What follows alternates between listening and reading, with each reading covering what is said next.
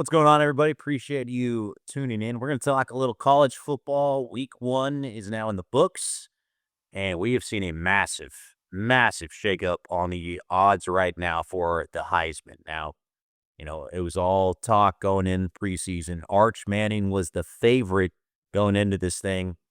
He takes a tumble after Texas takes a loss. He started as plus 600.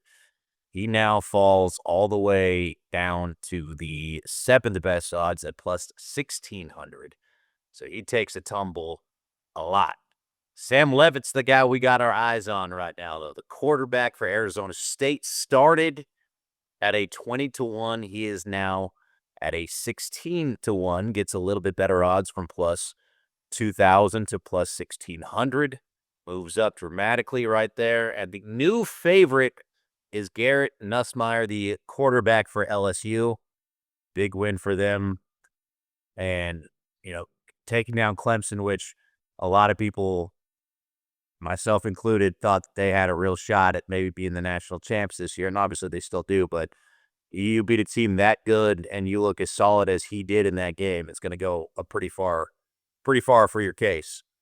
Lenore Sellers is going to be his second best odds right on his heels. So Nussmeier's plus 650. Sellers is plus 700. And then you get a little bit of gap. Carson Beck, the Georgia transfer over to Miami. Quarterback moves up a lot as well. He opened at plus 2,000. He's now up to plus 1,200. So big push there. Georgia's quarterback, Gunnar Stockton, was at plus 350.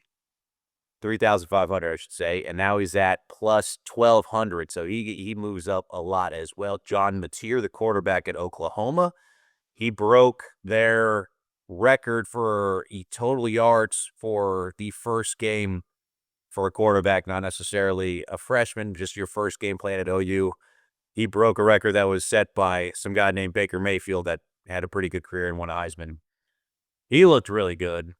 He moves up as well, plus 2,500 all the way up to plus 1,300. Jeremiah Smith, the wideout for Ohio State, actually falls back a little bit from plus 1,300 to plus 1,500, but he's now the sixth best odds. Arch at 17. Kate Klubnik is going to be tied with Arch. And then Sam Leavitt is tied now with them as well. So Leavitt is now tied for the seventh best odds. He was at the 11th best odds going into last week, which is really interesting. And I actually said this after the game. If you watched ASU's game, I don't think he played that well. In fact, I think he was not really that good for a lot of it. Like, he missed a lot of throws. He seemed like he was kind of off tempo a little bit. His interception was awful. The thing is, at the end of the day, when you looked at his final stats, his stats looked a lot better than the way that he played, I felt like.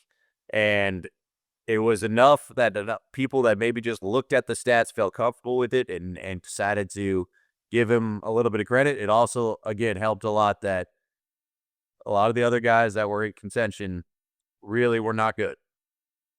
It kind of fell off a little bit. So he moves up a little bit. He's going to have a now, that those numbers at the end of the day, no one's going to really, when they start voting on this, they're not going to look back at this game and like nitpick on it. What they're going to do is look at the final stats, and then he's going to get judged off of how he does in some of the other games, including this next one.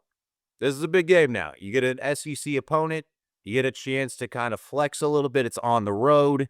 If he can come out and have a solid game this week, it's going to go a long way in kind of that Heisman candidate talk towards the end of the season. Now, there's still an awful lot of games. There's still an awful lot going on between now and the end of the season, obviously.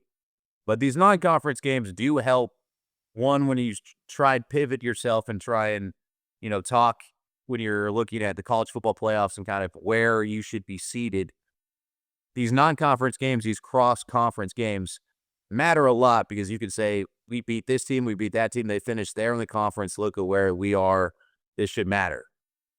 And so it will. Like, if you can beat an SEC team that's going to be feisty in a conference that now maybe a little bit open, after Alabama looks like their era is done. Good Lord, what happened? What happened there, man? Nick Saban leaves, and a couple of years later, the aura of Alabama is completely gone now, it feels like. And man, it's going to be very different. But you get Mississippi State, who's also 1-0. Arizona State's on the road, favored by 6.5 in that game. Can Leavitt go out and give you another 350 yards of offense, 3 touchdowns, 4 touchdown type performance? Can he put up some big numbers and get them a win on the road over there in Starksville? You do that, and all of a sudden, I would not be surprised if this time next week we're looking at these projections and he is going to be a top 4 favorite, or he's going to be a top 3 and have it be set for the opportunity, if he can keep it up, to find himself in New York, to find himself with an opportunity trying to make a real run at this thing. Now, like I said, super early in the season, but you have to make a name for yourself. You have to get the buzz started early if you want to make a push at this thing. And, he did just enough, even though, again, I don't think he played very well in that game against NAU. His numbers were great. Great start. His numbers were pretty solid. And that's what people are going to be able to look at the end of this. They're not going to necessarily really kind of just look at his overall performance. So can he do that again? Can he now go on the road and have another really solid performance, put up some more stats, and kind of continue and start to build a little bit of momentum? They got to play better. They can't have all these penalties. They can't have 5 straight drives, 4 straight drives, whatever it was, where they're going 3 and out in the middle of the game. You have to move the ball. You have to play better than what they did against NAU, because there was a lot that game that just was not good. But it did the trick. And now he's still kind of where he wants to be. Now he has the opportunity. So now he's just got to go out there and do it. But not a bad start. So he moves up a little bit, and he gets an opportunity now. If the rest of these guys continue to struggle a little bit, he'll continue to climb. So a little bit better odds this week. We'll keep our eyes on it. We'll see where he's at next week. But big week for him if he wants to try and honestly make a run at this thing.